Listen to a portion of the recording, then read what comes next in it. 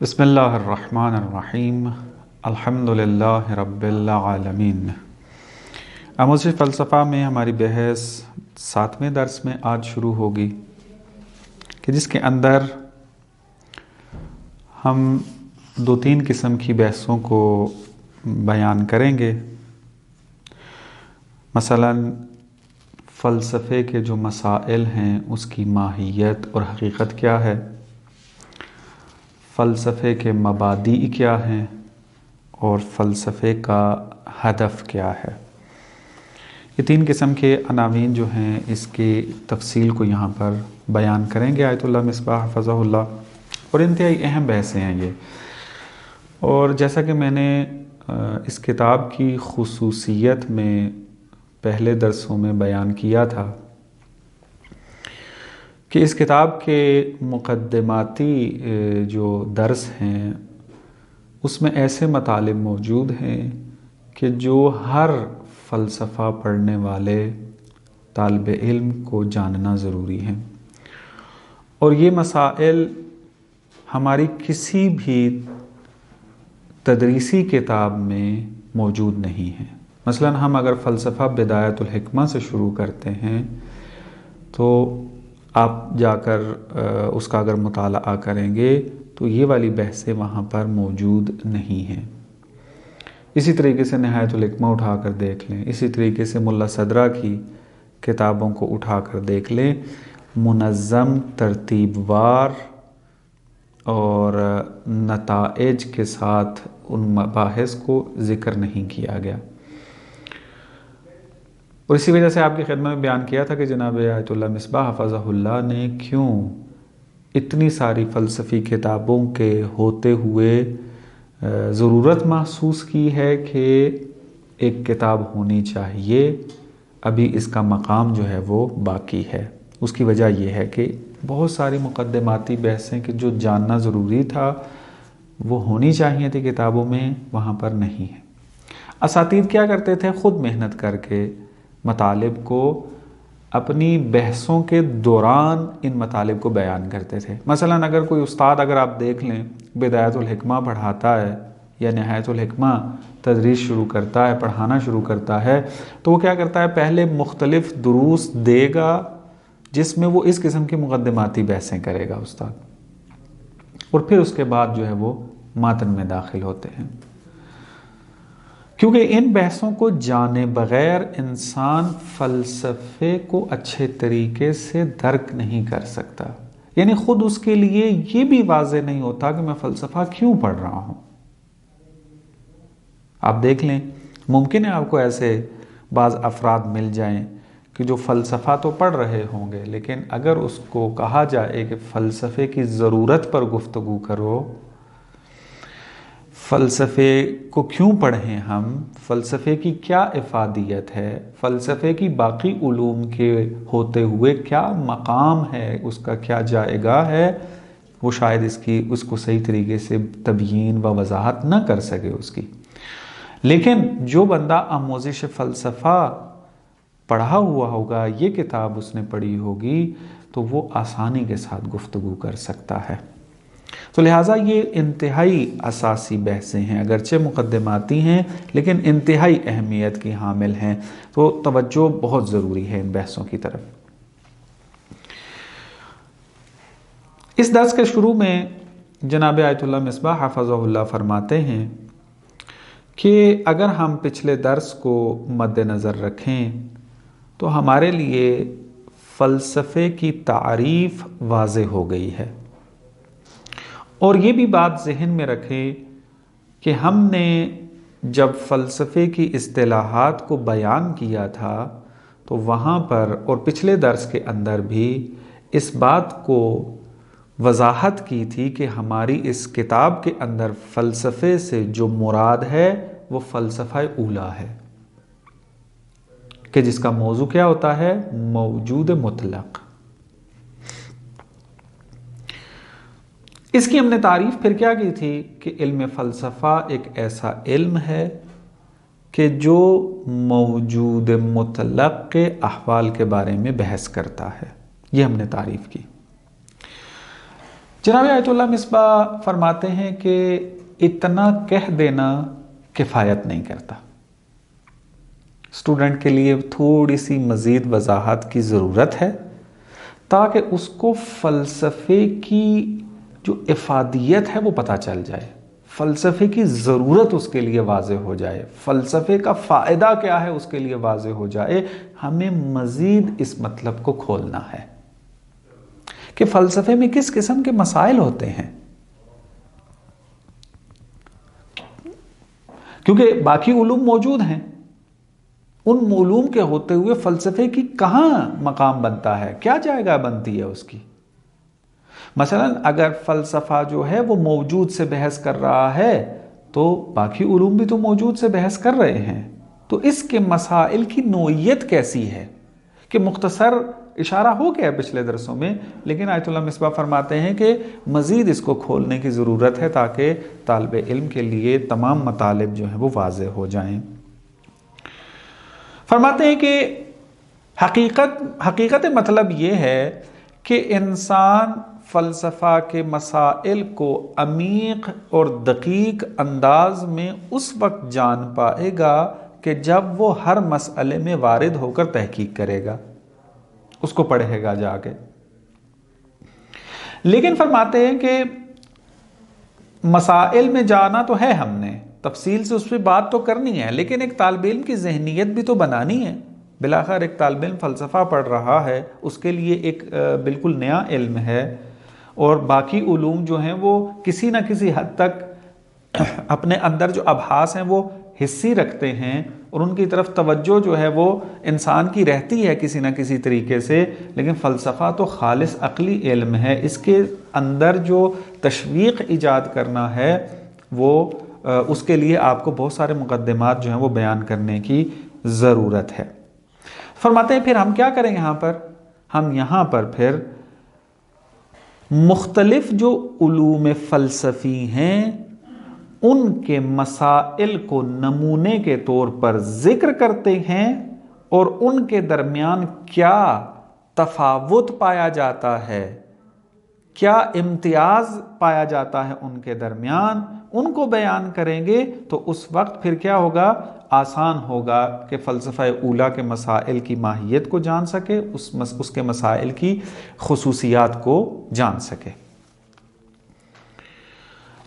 उलूम फ़लसफ़ी किसे ताबीर क्यों की है, पिछले दर्स में हम ये बात कर चुके हैं तफसील से कि जब हमने फ़लसफ़ा ऊला का मौजू मौजूद मुतलक़ करार दे दिया तो फिर इसमें मसाइल वो बहस होंगे कि जो कुल्ली तरीन होंगे, जो बहुत ज़्यादा कुल्ली होंगे, बहुत ज़्यादा उमूमियत रखते होंगे, बहुत ज़्यादा शमूलियत रखते होंगे, चूँकि इनका मौजू बहुत ज़्यादा कुल्ली है, क्योंकि मौजूद मुतलक़ मद्देनज़र है, दुरुस्त है, कोई ख़ास मौजूद मद्देनज़र नहीं है। लेकिन फिर हमने ये बयान किया था कि बहुत सारे ऐसे मसाइल हैं कि जो फ़लसफ़ा ऊला में ज़िक्र किए जाते हैं लेकिन वो मौजू के साथ साजगार नहीं हैं। चूँकि इल्मुन नफ्स बयान हो रहा है वो भी मौजूद ख़ास है, खुदा शनासी की बहस हो रही है वो भी मौजूद ख़ास है, दुरुस्त है। तो फरमाते हैं कि हमने फिर वहाँ पे क्या कहा था, हमने ये कहा था कि इल्म जो है वो फ़लसफ़ा ऊला है, और इसके ज़िमन में जो बाज़ ये खुदा शनासी हो, इल्मुन नफ्स हो, नबुव्वत व मआद हो, ये जो दाखिल कर दिया है, ये मुख्तलिफ उलूम फ़लसफ़ी हैं। इनको भी हम फ़लसफ़ी उलूम मानते हैं। क्यों? इस वजह से कि इनके अंदर भी अक़ली रविश से इस्तिफ़ादा किया जा रहा है, खालिस अक़ली रविश इस्तिफ़ादा हो रही है। इस मुनासबत से ये फ़लसफ़ी उलूम करार पाते हैं।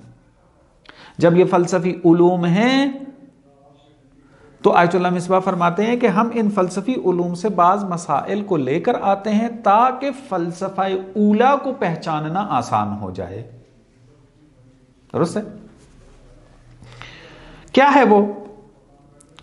फरमाते हैं कि हर इंसान के लिए ये सवाल पेश होता है, उसके जहन में आता है, उसके जहन में उठता है कि आया ये जिंदगी मौत के साथ ख़त्म हो जाएगी یا نہ، بلکہ موت کے بعد باقی رہے گا انسان، اس کے بعد بھی زندگی کا ایک سلسلہ ہے جو جاری رہے گا۔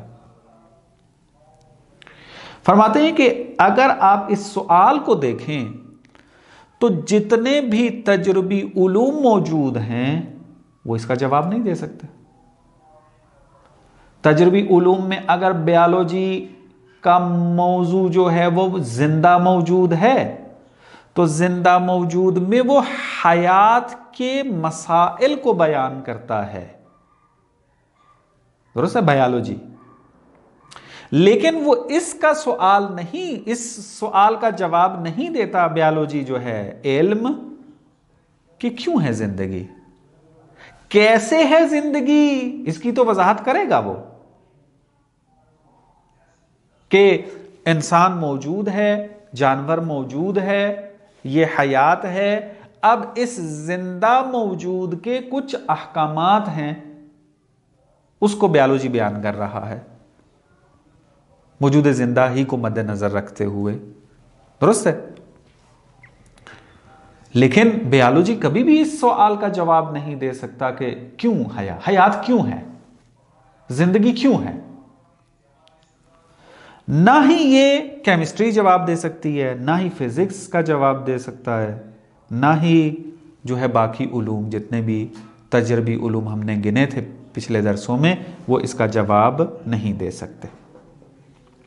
اسی طریقے سے اگر آپ ریاضیات میں چلے جائیں تو واضح سی بات ہے کہ ریاضی کے اندر بھی یہ بحث نہیں ہوتی، اور ریاضی بھی ایسے سوالوں کا جواب نہیں دیتا کہ زندگی کیوں ہے، آیا مرنے کے بعد بھی زندگی ہے یا ختم ہو جائے گا یہ سلسلہ جو ہے۔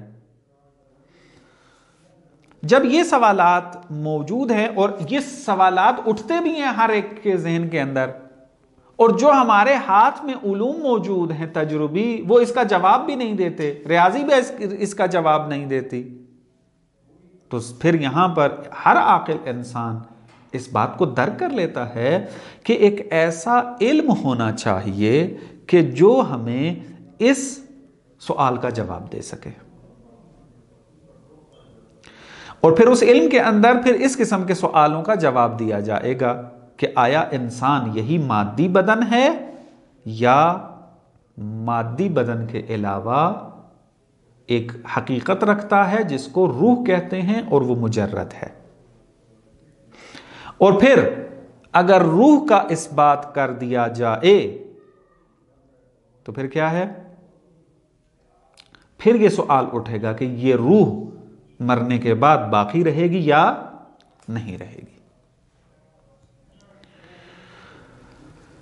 تو یہ کہاں بحث کریں ہم پھر جا کے، علوم تجربی تو اس کا جواب نہیں دے رہے، تو کہتے ہیں کہ دوسرا علم ایک ضروری ہے جس کو علم النفس فلسفی کہا جاتا ہے،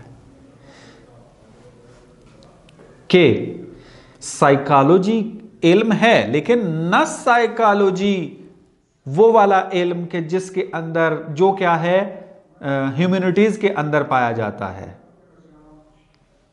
درست ہے، بلکہ علم النفس فلسفی، یعنی آپ یہاں پر نفس کے مسائل کے بارے میں گفتگو کرتے ہیں لیکن عقلی طور پر، اس کے اندر آپ کی مد نظر جو روش ہوتی ہے وہ کون سی ہے، عقلی، اس وجہ سے اس کو فلسفی کہا، علم النفس فلسفی۔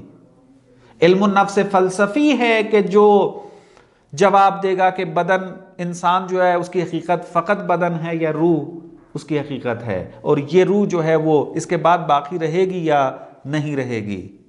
وائلا جو اس وقت رائج ہے ایک سائنس کے طور پر، سائیکالوجی کا علم، اس میں یہ بحث نہیں ہوتی، اس میں تو نفس کے ساتھ مربوط جو مسائل ہیں وہ بحث ہوتے ہیں کہ انسان کے نفسیاتی جو خواہشات ہیں وہ کیوں پیدا ہوتی ہیں، انسان کو اگر خوشی ہوتی ہے تو کیسے پیدا ہوتی ہے، انسان کو اگر غمی ہوتی ہے تو کیسے ہوتی ہے، درست ہے۔ ان ساری چیزوں کی بھی بحث جو ہوتی ہے وہ کیا ہے، انسان سائیکالوجی کے اندر جا کر پڑھتا ہے۔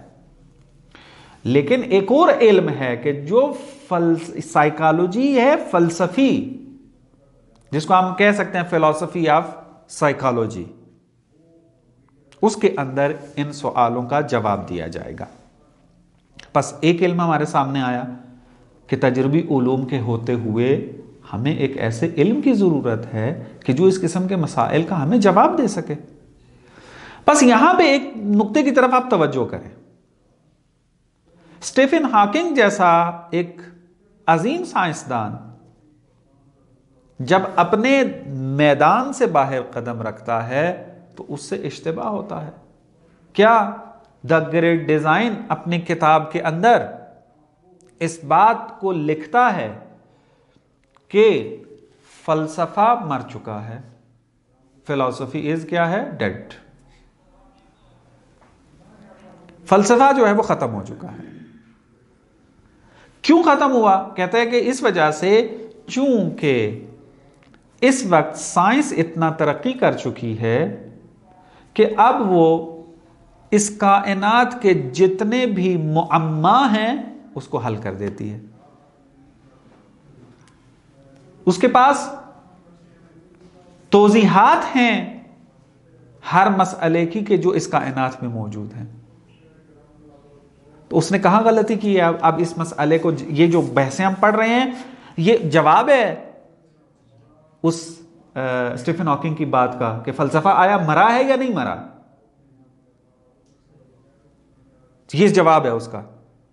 اگر فلسفہ مر گیا ہے اور جو تجربی علوم ہے، جو سائنس ہے، وہ جواب دیتی ہے تمام سوالات کے جو اس کائنات میں راز پوشیدہ ہیں، اس کے جواب دے سکتی ہے، تو ایک سوال تو یہ بھی اٹھتا ہے کہ آیا میری حقیقت یہ بدن ہے یا روح ہے؟ اور یہ زندگی جو ہے ختم ہو جائے، مثلا جب انسان مر جاتا ہے تو یہ ختم ہو جائے گی یا باقی رہے گی؟ تو پھر آئے کون سا علم اس کے بارے میں جواب دے گا؟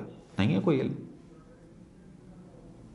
بس خلط کیا، میں نے کلام جدید کی بحث میں بھی اس کی طرف تذکر دیا تھا کہ یہاں پر یہ دانشمند افراد، یہ سائنسدان بعض اوقات اس قسم کا اشتباہ کر دیتے ہیں کہ سائنس کیفیت کے بارے میں بحث کرتی ہے، فلسفہ کیوں کا جواب دیتا ہے۔ سائنس یہ بتائے گی کہ زندگی کیسے ہے، درست ہے، اس کے حالات بیان کرے گی، لیکن زندگی کیوں ہے اس کا جواب سائنس کے پاس نہیں ہے، یہ جواب فلسفہ دے گا۔ بات واضح؟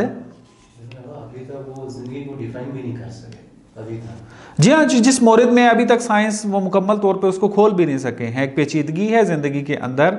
تو بہرحال ہم کہتے ہیں کہ سائنس ممکن ہے ترقی کر کے نکال جوابات ڈھونڈ لے، شاید امکان ہے، جیسا کہ پہلے سائنس بہت سارے سوالوں کا جواب نہیں دے پا رہی تھی، اب دے پا رہی ہے، لیکن پھر بھی اس سوال کی جگہ باقی رہے گی کہ زندگی کیوں ہے، یہ کائنات کیوں ہے۔ کائنات کے اندر جو راز ہیں اس کو سائنس کھول رہی ہے، اس کا موضوع ہے، لیکن یہ کائنات ہے کیوں، اس کا سوال سائنس کے پاس نہیں ہے، اور یہ اس سوال کا جواب فلسفے نے دینا ہے۔ تو لہٰذا یہ مطالب جو بیان کر رہے ہیں، انسان کو توجہ ہو جاتی ہے کہ کتنا بڑا مغالطہ دے رہا ہے اسٹیفن ہاکنگ اپنی کتاب دا گریٹ ڈیزائن کے اندر۔ پھر آ کر فرماتے ہیں کہ ایک اور مسئلہ کہ جو اہم ترین مسئلہ ہے اور انسان کے ساتھ مربوط ہے، وہ ہے کہ آیا انسان ارادہ و اختیار رکھتا ہے یا نہیں رکھتا۔ درست ہے؟ اب ظاہری سی بات ہے، کون سا علم اس کے بارے میں بحث کرے گا کہ انسان ارادہ رکھتا ہے یا نہیں رکھتا؟ انسان جو ہے وہ اپنی ذمہ داریاں اختیار اور ارادے کے ساتھ انجام دیتا ہے، نہ یہ وظیفہ ہے فزکس کا، نہ یہ وظیفہ ہے بیالوجی کا، نہ یہ وظیفہ ہے کس کا کیا نام ہے باقی علوم کا، ریاضی کا، اور نہ ہی دوسرے علوم جو سائنسی تجربی علوم کہلاتے ہیں، کوئی بھی اس کا جواب نہیں دے پائے گا۔ تو اس کے لیے ہمیں پھر انسان شناسی کے نام سے ایک فلسفے کی ضرورت ہے، اینتھروپولوجی، کہ جس کے اندر انسان کے اوپر نگاہ فلسفیانہ کی جاتی ہے، اور پھر وہاں پر یہ ثابت کیا جاتا ہے کہ انسان ارادہ اور اختیار رکھتا ہے۔ بس یہاں ایک اور علم کی ضرورت کا احساس ہوتا ہے۔ اس سے بڑھ کے پھر فرماتے ہیں کہ یہ جو مسائل کا آپ جواب دے رہے ہیں، علم النفس فلسفی کے اندر بھی آپ جواب دے رہے ہیں بعض سوالوں کا، اور آپ انسان شناسی فلسفی کے اندر بھی کیا ہے، آپ جواب دے رہے ہیں بعض سوالوں کا، تو یہاں پر آپ کس سے استفادہ کر رہے ہیں؟ عقل سے، عقل سے استفادہ کر رہے ہیں۔ تو اب یہ سوال پھر اپنی جگہ باقی رہے گا، سوال اٹھے گا کہ آیا عقل کے اندر یہ قدرت ہے کہ وہ ان مسائل کو اس بات کر سکے؟ آیا عقل نام کی کوئی چیز ہے؟ ظاہری بات آ جائے گا اس میں، حس و تجربے سے ہٹ کے عقل نام کی کوئی چیز ہے؟ اگر وہ عقل ہے تو اس کا دائرہ کار کتنا ہے؟ اس کا کیا معیار ہے اس کا، عقل کا چیزوں کو پرکھنے کا؟ آیا یہ عقل جو ہے وہ حقیقت تک پہنچا سکتی ہے انسان کو یا نہیں پہنچا سکتی؟ اس قسم کے سوالات اٹھتے ہیں۔ ادراکات عقلی جو ہیں ان کی ارزش کیا ہے، ان کی ویلیو کیا ہے؟ اس قسم کی جو بحثیں ہیں، ضرورت محسوس ہوتی ہے کہ پھر ایک اور علم ہونا چاہیے کہ جو اس کے بارے میں بحث کرے، وہ کیا؟ ایپسٹمولوجی، شناخت شناسی یا معرفت شناسی یا ایپسٹمولوجی۔ اس کے اندر بحث یہ ہے کہ انشاءاللہ جب ہم اس مقدماتی بحث سے نکلیں گے تو ہمارے اہم ترین ایک موضوع اس کتاب کے اندر ہے، وہ یہی ہے۔ اگر ہم بحث کریں گے کہ حس و تجربے کا کیا حقیقت ہے، اس کا دائرہ کار کیا ہے، اس کے ساتھ اس سے حاصل ہونے والے جو ادراکات ہیں، اس سے حاصل ہونے والے جو قضایا و مسائل ہیں، ان کی کتنی ارزش و ویلیو ہے۔ اسی طریقے سے عقل کی حقیقت کیا ہے، عقل کا دائرہ کار کیا ہے، عقل سے ہونے والے حاصل ہونے والے ادراکات کی جو ہے وہ ویلیو کتنی ہے۔ یہ ساری بحث جو ہے وہ ہمیں ضرورت ہے کہ ہم اس کو حل کریں، اور وہ ایپسٹمولوجی کے اندر جو ہے وہ بیان کی جاتی ہے۔ پھر اس کے بعد کہتے ہیں کہ اگر آپ عملی علوم میں چلے جائیں، ابھی تک تو ہم نظری علوم کی بحث کر رہے تھے، عملی علوم میں آئیں تو اب وہاں پر مثلا بعض چیزیں آپ کہتے ہیں کہ یہ کام کرو، اگلا سوال کرتا ہے میں کیوں کروں کام؟ یہ بہت اچھا ہے یہ کام۔ آپ انسانیت کی خدمت کرو، کیوں؟ اچھا ہے۔ چوری مت کرو، وہ کہتا ہے کیوں نہ کروں، میرا فائدہ ہے اس کے اندر، وہ کہتا ہے نہیں یہ بری چیز ہے۔ تو اب آگے سوال یہ اٹھتا ہے، یہ اچھائی اور برائی ہے کیا؟ آیا اس اچھائی اور برائی کا کوئی معیار بھی ہے، یا ہر ایک اپنی جو ہے وہ مرضی سے اچھائی اور برائی بنا لے؟ وہ کہے کہ چونکہ مجھے اچھا لگتا ہے لہذا یہ انجام دو، یا نہ بلکہ اچھائی اور برائی کا کوئی معیار ہے، اس معیار کے مطابق ہم ایک چیز کو اچھا کہیں گے اور ایک چیز کو برا کہیں گے، اور جب وہ اچھی چیز ہے تو اس کا حکم دیں گے کہ اس کو انجام دو، اور اگر بری چیز ہے تو اس کا حکم دیں گے کہ نہ کرو، اسے روکیں گے۔ تو بس اب سوال یہ سامنے آتا ہے کہ خیر اور شر، خوب اور بد، اچھائی اور برائی، اس کا ملاک کیا ہے؟ اچھے اعمال اور برے اعمال کا ملاک کیا ہے؟ کس ملاک کے تحت آپ کہیں گے کہ یہ اچھا عمل تھا، اور کس ملاک کے تحت کہیں گے کہ یہ برا عمل ہے؟ تو اس کے لیے ہمیں کیا ہوتا ہے؟ پھر ایک الگ علم کی جو ہے وہ ضرورت پڑتی ہے، جس کو ہم کہتے ہیں فلسفہ اخلاق۔ فلسفہ اخلاق کے اندر جو ہے وہ یہ بحث ہوتی ہے، اور وہاں جا کر ان سوالوں کا جواب دیا جاتا ہے۔ بات واضح ہے؟ تو فرماتے ہیں کہ فلسفہ اخلاق کے مسائل کا اس بات بھی آخر میں منتہی ہوتا ہے کس کے اوپر؟ کہ معرفت شناسی ہونی چاہیے، کیونکہ آپ نے فلسفہ اخلاق میں بھی مختلف روشوں سے مسائل کو اس بات کرنا ہے، مثلا عقل کے ذریعے آپ نے ثابت کرنا ہے، تو ظاہری سی بات ہے پھر عقل کی کیا حقیقت ہے، ہویت ہے، اس کے بارے میں بحث آپ کو معرفت شناسی میں کرنی ہے۔ کہتے ہیں کہ یہ مسائل جو ہم بیان کر رہے ہیں، مثلا علم النفس فلسفی بیان کیا آپ کے لیے، انسان شناسی فلسفی بیان کیا، فلسفہ اخلاق آپ کے لیے بیان کیا، ایپسٹمولوجی کی بحث آپ کے سامنے جو ہے وہ بیان کی، آ کر کہتے ہیں کہ آپ اگر مزید دقت کریں تو آپ کو ان مسائل کے درمیان ارتباط بھی نظر آئے گا۔ مثلا آپ کو علم النفس فلسفی کے مسائل خدا شناسی کے ساتھ مرتبط ہوتے نظر آئیں گے۔ کیسے؟ وہاں پر یہ بیان کیا جاتا ہے کہ خدا ہے جس نے انسان اور انسان کے بدن اور انسان کی روح کو خلق کیا ہے۔ ہم نے روح اور بدن کے بارے میں کہاں بحث کرنی تھی؟ علم النفس فلسفی میں۔ تو علم النفس فلسفی میں روح اور بدن کے بارے میں بحث ہو رہی ہے۔ اس کو خلق کس نے کیا ہے؟ خدا نے۔ اور پھر خدا شناسی میں یہ بحث ہوتی ہے کہ وہ خدا ہے کہ جس نے اس جہان کو ایک خاص نظم کے ساتھ جو ہے وہ اس کو چلا رہا ہے، ایک خاص نظم حاکم ہے اس کے اوپر، اور یہ نظم جو ہے وہ خدا نے رکھا ہے اس کے اندر۔ خدا ہے کہ جو انسان کو مارتا ہے اور پھر اس کو دوبارہ جو ہے وہ زندہ کرتا ہے تاکہ عذاب دے سکے جو برے تھے اور جو اچھے تھے ان کو جزا دے سکے۔ بس آپ نے دیکھا کہ اب یہاں پہ کیا ہو جائے گا؟ ربط پیدا کر جاتا ہے فلسفہ اخلاق کے ساتھ، کیونکہ کہا جا رہا ہے کہ اچھے کام پہ آپ کو جزا ملے گی، برے کام پہ آپ کو سزا ملے گی، تو اچھائی اور برائی کا ملاک کیا ہے؟ کہاں پر بحث ہونی ہے؟ فلسفہ اخلاق کے اندر۔ تو اب یہاں پر اس کا ارتباط جو ہے وہ قائم ہو جاتا ہے، اور اسی طرح انسان شناسی کی بحث کے ساتھ بھی ارتباط قائم ہو جاتا ہے اس کا۔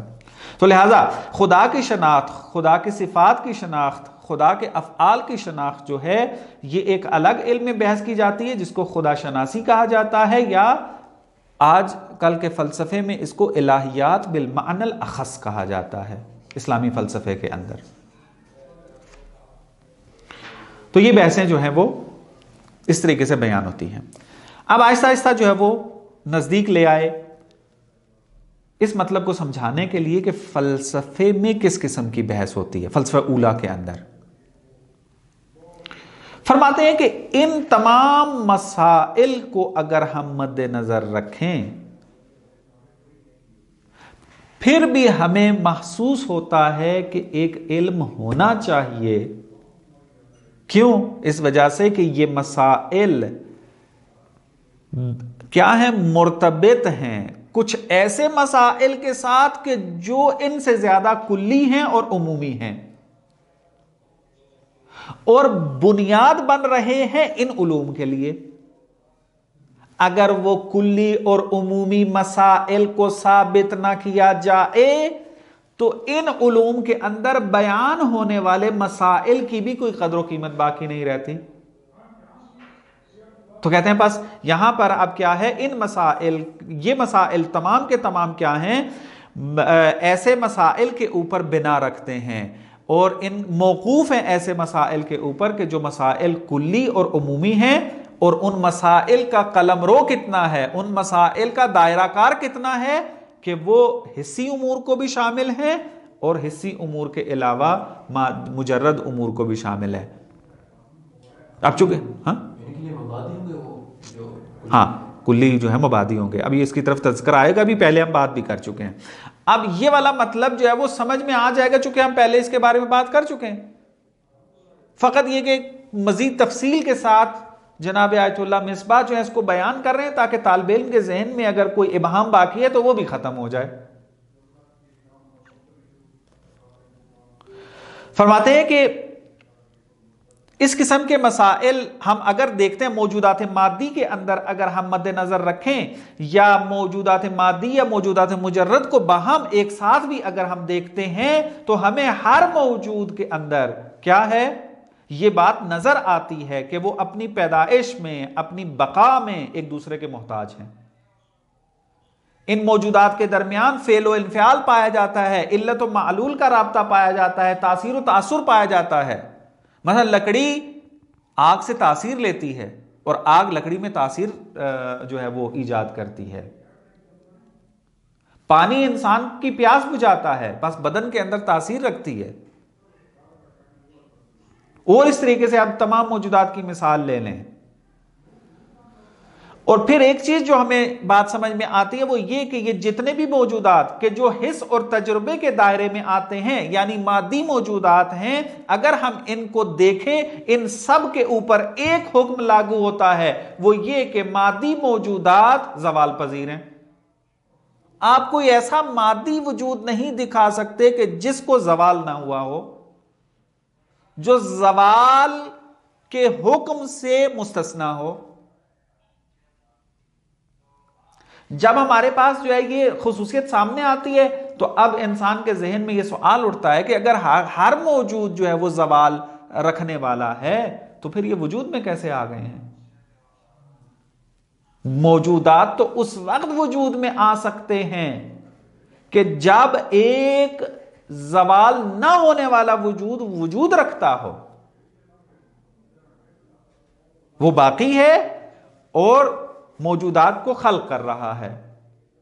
چونکہ موجودات تو زوال پذیر ہیں، ایک وجود آ رہا ہے پھر ختم ہو رہا ہے، وجود آ رہا ہے ختم ہو رہا ہے، تو ان موجودات کو جا کر رکنا ہے ایک نقطے پر۔ اگر ہم بیک پہ چلے جائیں، اب تو ہم چونکہ کائنات اتنا عرصہ گزر چکا ہے اس کے اوپر، ہم اب بیٹھ کر تحلیل کر رہے ہیں، تو اب ہم جب ریورس جو ہے اس کو سوچنا شروع کریں گے تو عقل انسان کی جو ہے وہ یہ حکم لگاتی ہے کہ ان زوال پذیر موجودات کے لیے ایک ایسا موجود ہونا ضروری ہے کہ جس کے اوپر زوال نہ آ سکے، عدم نہ آ سکے، وہ نقص نہ رکھتا ہو بلکہ کمال رکھتا ہو، اور ہستی اور مادی موجودات جو ہیں وہ اس کے ساتھ وابستہ ہوں۔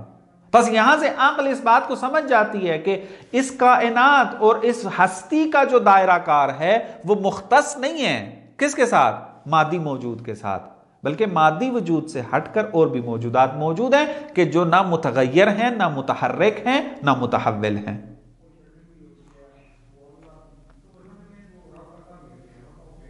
وہ نہ زمان و مکان کے محتاج ہیں۔ بس اب یہ والی بحث کہ ہستی کے اندر آیا فقط وہی موجودات ہیں کہ جو زوال پذیر ہیں یا نہ، بلکہ ایسے موجودات بھی ہیں کہ جو زوال پذیر نہیں ہیں، ثابت ہیں، ان کے اندر تبدیلی نام کی کوئی چیز نہیں ہے، ان کے اندر حرکت نام کی کوئی چیز نہیں ہے، ان کے اندر تحول نام کی کوئی چیز نہیں ہے۔ آیا یہ جو موجود ثابت ہے اور مستقل ہے یہ وجود رکھتا ہے یا نہیں؟ فرماتے ہیں کہ اس سوال کا جواب آپ کو کب ملے گا؟ کہ جب آپ آ کر وجود کے بارے میں بحث کریں گے اور پھر موجود کو تقسیم کریں گے جا کر موجود مادی اور موجود مجرد کے درمیان۔ کہیں گے کہ موجود یا مادی ہوتا ہے یا مجرد، اور عقل سے اس کو ثابت کریں گے۔ موجود یا ثابت ہوتا ہے یا متغیر، موجود یا ممکن الوجود ہوتا ہے یا واجب الوجود ہوتا ہے۔ فرماتے ہیں کہ جب تک آپ اس تقسیم کو حل نہیں کریں گے آپ کو ان سوالات کا جواب نہیں مل سکتا کہ آیا یہ ہستی محدود ہے مادی موجودات کے اندر یا مادی موجودات کے علاوہ بھی موجودات موجود ہیں۔ تو کہتے ہیں آپ کو پھر یہ والی بحث کرنا جو ہے وہ ضروری ہے۔ اگر یہ مثلا کہتے ہیں کہ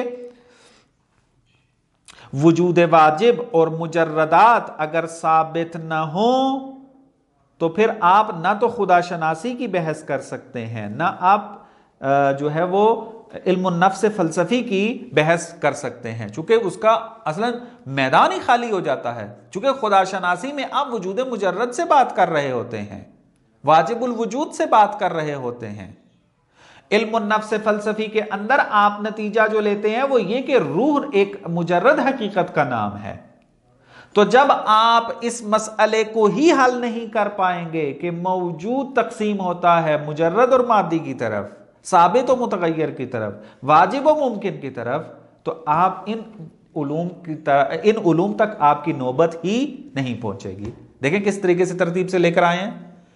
پہلے خاص علوم کے مسائل کو بیان کرتے آئے کہ تجربی علوم کے علاوہ ہمیں علوم کی ضرورت ہے، اور پھر آخر میں نتیجہ یہ لے رہے ہیں کہ ہمیں ان سب علوم سے پہلے ایک علم کی ضرورت ہے کہ جو آ کر ان مسائل کو حل کرے تاکہ دوسرے موضوعات، دوسرے علوم کو موضوع مل سکے۔ اگر آپ وجود واجب ثابت نہیں کریں گے خدا شناسی کا علم وجود میں نہیں آئے گا۔ اگر آپ وجود مجرد کو ثابت نہیں کریں گے علم النفس فلسفی کا موضوع نہیں بن پائے گا، اور اس طریقے سے باقی مسائل۔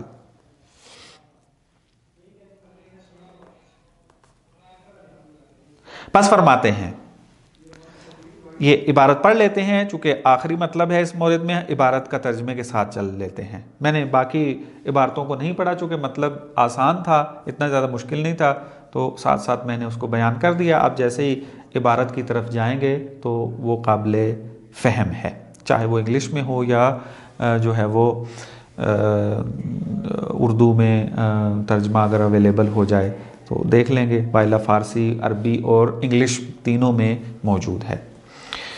بدین ترتیب روشن شد، اس ترتیب سے ہمارے لیے یہ بات روشن ہو گئی کہ برائے انسان یک سلسلہ مسائل مہم و اصولی مطرح است، کہ انسان کے لیے کچھ اصولی ترین اور اہم ترین مسائل جو ہیں وہ پیش آتے ہیں کہ ہیچ یک از علوم خاص حتی علوم خاص فلسفی پاسخگوی آنها نیستند، کہ ان مسائل کا جواب نہ تو علوم تجربی دے سکتے ہیں اور نہ ہی علوم فلسفی خاص دے سکتے ہیں، جن کی بعض مثالیں ہم نے لی ہیں۔ نہ علم النفس فلسفی اس کا جواب دیتا ہے، نہ خدا شناسی تنہا اس کا جواب دیتا ہے، نہ جو ہے فلسفہ اخلاق اس کا جواب دیتا ہے، نہ انسان شناسی فلسفی اس کا جواب دیتا ہے، کوئی بھی خاص فلسفی علم اس کا جواب نہیں دیتا۔ وباید علم دیگری برائے بررسی آنہا وجود داشتے باشد، پس ضروری ہے کہ ایک علم ان مسائل کو حل کرنے کے لیے موجود ہونا چاہیے، اور وہ علم کون سا ہے؟ وآن ہمان میٹافزک یا علم کلی یا فلسفہ نخستین است کہ موضوع آن اختصاصی به هیچ یک از انواع موجودات و ماہیات متعین و مشخص ندارد۔ اور وہ علم کون سا ہے؟ وہی علم کلی ہے، وہی فلسفہ اولا ہے کہ جس کا موضوع ہم نے کہا تھا کسی بھی خاص موجود کے ساتھ مختص نہیں ہے، مقید نہیں ہے، بلکہ وہ مطلق ہے اور مطلق کی قید لگی ہوئی ہے اس کے اندر۔ وناچار باید موضوع آن را کلی ترین مفاہیم قرار داد، پس ضروری ہے کہ ہم کیا کریں؟ اس کے موضوع کو کلی ترین مفہوم میں سے قرار دیں۔ کیوں؟ اس وجہ سے کہ اگر وہ کلی ترین نہ ہوتا، اس کی کلیت میں پھر بھی کچھ نہ کچھ قید ہوتی، تو پھر نیچے والا کوئی نہ کوئی علم اس کا جواب دے دیتا۔ ہم دیکھتے ہیں کوئی بھی علم اس کا جواب نہیں دے پا رہا۔ اس کا مطلب یہ ہے کہ یہ موضوع اتنا کھلی ہے کہ اس کے مسئلے کا جواب دوسرے علوم کے دائرہ کار میں آتا ہی نہیں ہے، کہ قابل صدق بر ہمیں امور حقیقی و عینی باشد، کہ یہ مفہوم کلی پھر کیا ہوگا؟ تمام حقیقی اور خارجی و عینی امور کے اوپر جو ہے وہ قابل صدق ہے۔ موجود مطلق موجود اس اعتبار سے کہ موجود ہے، صدق کرتا ہے یہ مفہوم خدا پر بھی، انسان پر بھی، حیوان پر بھی، سب پر، کیونکہ سب موجود ہیں۔ وآن عنوان موجود است، لیکن دوبارہ وضاحت کر رہے ہیں، یہ وضاحت دے چکا ہوں، میں دوبارہ تفصیل اس کی بیان نہیں کروں گا چونکہ تکرار ہو جائے گا۔ وآن عنوان موجود است، البتے ناموجود از آن جہت کے مثلا مادی است، موجود سے بحث کرتا ہے فلسفہ اولا، لیکن نہ اس موجود سے کہ جو مادی ہے، نہ مادی ہونے کی قید نہیں ہے اس میں، ورنہ از آن جہت کے مجرد است، مجرد ہونے کی قید بھی مد نظر اس کے اندر نہیں ہے، بلکہ از آن جہت کہ موجود است، یعنی فلسفہ اولا موجود سے بحث کرتا ہے اس اعتبار سے کہ وہ موجود ہے، نہ کہ وہ مادی ہے، نہ کہ وہ مجرد ہے، نہ کہ وہ انسان ہے، نہ کہ وہ کوئی اور چیز ہے، نہ بلکہ موجود چونکہ ہے پس میں نے اس سے بحث کرنی ہے. یعنی موجود مطلق، یعنی موجود بما و موجود.